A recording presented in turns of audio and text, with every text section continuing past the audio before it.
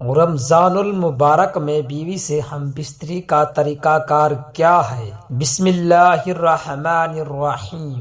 السلام علیکم ورحمۃ اللہ۔ رمضان المبارک میں ہم بستری کے متعلق کچھ مفید معلومات آپ کے سامنے پیش کرنے جا رہا ہوں۔ آپ سے گزارش ہے کہ اس ویڈیو کو مکمل دیکھیے گا۔ ناظرین، آپ نے کبھی سنا ہے کہ رمضان المبارک کی پہلی رات کی ایک ایسی حقیقت بھی ہے جو اکثر لوگوں سے چھپی رہتی ہے؟ ایک راز ایسا بھی ہے جسے جان کر آپ حیران رہ جاؤ گے اور شاید آپ کو یقین نہیں آئے گا کہ اتنی بڑی بات آپ سے اب تک پوشیدہ تھی۔ ناظرین، ذرا سوچیں، اگر میں آپ سے کہوں کہ رمضان المبارک کی پہلی رات محض عبادتوں اور دعاؤں کے لیے نہیں بلکہ اس میں ایک ایسی حقیقت بھی ہے جو آپ کی ازدواجی زندگی کو جنت بنا سکتی ہے، ایک ایسا عمل جسے اپنا کر نہ صرف آپ اپنی زندگی میں خوشحالی لا سکتے ہیں بلکہ روحانی اور جسمانی سکون بھی پا سکتے ہیں۔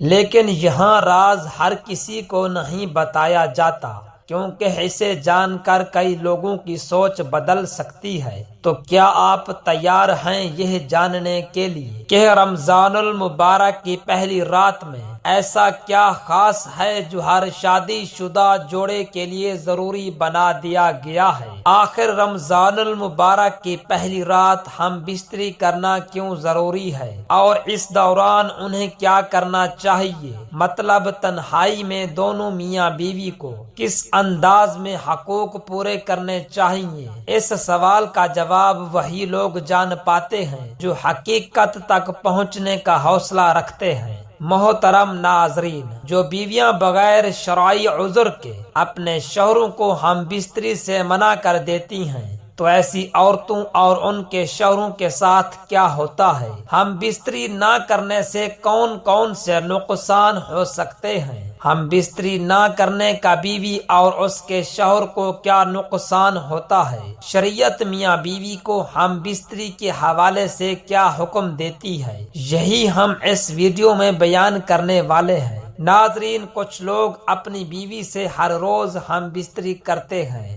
کچھ لوگ ہفتے میں ایک بار اور کچھ لوگ ڈر کے مارے مہینے میں صرف ایک بار ہی ہم بستری کرتے ہیں۔ یہ ساری صورتیں نقصان دہ ہیں۔ میانہ روی اختیار کرو، جنسی لذت بھی محسوس کرو گے، لمبی خوشحال اور صحت مند زندگی بھی جیو گے۔ ناظرین، جو شخص ایک لمبے عرصے تک ہم بستری کو چھوڑتے ہیں تو اس کے پٹھوں کی طاقت کمزور ہو جاتی ہے، توانائی کے راستے محدود ہو جاتے ہیں اور اعلیٰ تناسل سکڑ جاتا ہے۔ جب آپ اعتدال کے ساتھ ہم بستری کو قائم کرتے ہیں تو آپ کو سکون اور خوشی محسوس ہوتی ہے۔ جس طرح میاں بیوی کے درمیان پیار، لگاؤ، خود اعتمادی کا ہونا ضروری ہے، اسی طرح آپ کی زندگی کو کامیاب اور صحت مند بنانے کے لیے ہم بستری بھی ضروری ہے۔ تو ناظرین، آئیے جانتے ہیں کہ رمضان المبارک کی پہلی رات میاں بیوی کا ہم بستری کرنا کیوں ضروری ہے۔ کیا آپ لوگ جانتے ہیں کہ یہ میاں بیوی کے لیے صرف جسمانی قربت کا موقع نہیں بلکہ ایک روحانی تعلق کا ذریعہ بھی ہے؟ شریعت میں میاں بیوی کے تعلق کو صرف جنسی خواہش پوری کرنے کا ذریعہ نہیں بلکہ محبت، سکون اور برکت کا ذریعہ قرار دیا گیا ہے، اور رمضان المبارک کے آغاز میں یہ تعلق اور زیادہ پاکیزہ ہو جاتا ہے۔ اس رات میں میاں بیوی کا ایک دوسرے کے قریب آنا محبت اور رحمت کے دروازے کھول دیتا ہے۔ یہ تعلق اللہ تعالی کی رضا کے لیے اختیار کیا جائے تو یہ عبادت بن جاتا ہے، کیونکہ ایک دوسرے کا حق ادا کرنا بھی دین کا حصہ ہے۔ اور اگر میاں بیوی اس رات میں ایک دوسرے کو حلال طریقے سے اپنائیں تو نہ صرف ان کے درمیان محبت بڑھتی ہے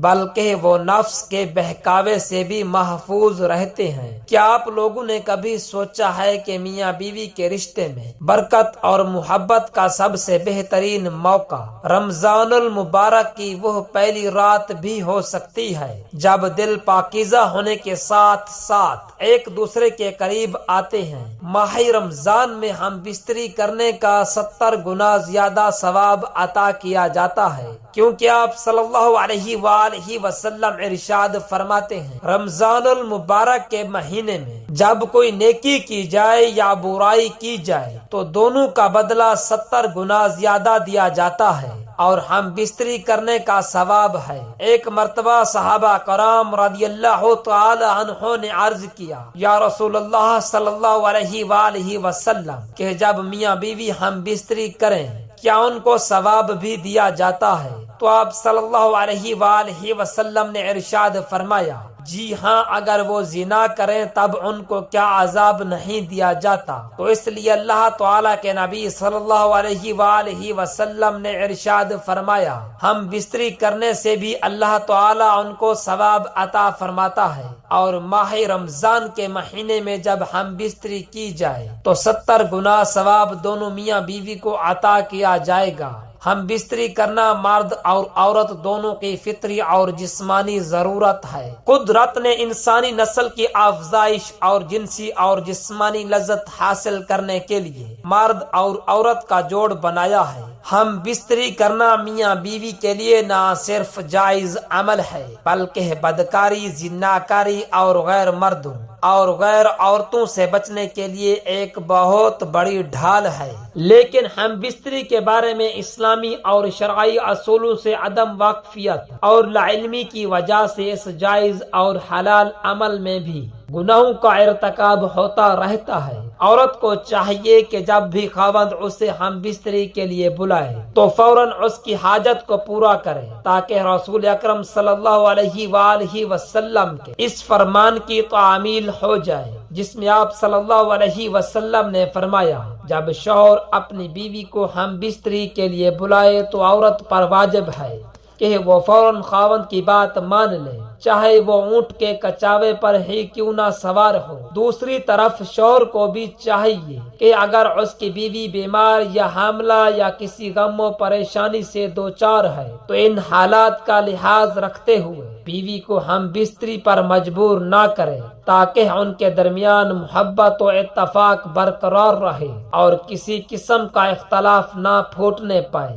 اگر بیوی سے ہم بستری کو دل نہ چاہے تو اس سے ہم بستری ترک کر دینا جائز نہیں، کیونکہ ہم بستری اس کا شرعی حق ہے اور ہم بستری ترک کرنا اس کے لیے مضر صحت ہے، کیونکہ عورت کی شہوت مرد کی شہوت سے زیادہ ہوتی ہے۔ اگر ویڈیو پسند آئی ہو تو ویڈیو کو لائک اور چینل کو سبسکرائب کر لیجئے گا، اور کمنٹ باکس میں اللہ تعالی اور نبی کریم صلی اللہ علیہ وسلم کے 99 ناموں میں سے ایک نام ضرور ٹائپ کیجئے گا۔ شکریہ، جزاک اللہ۔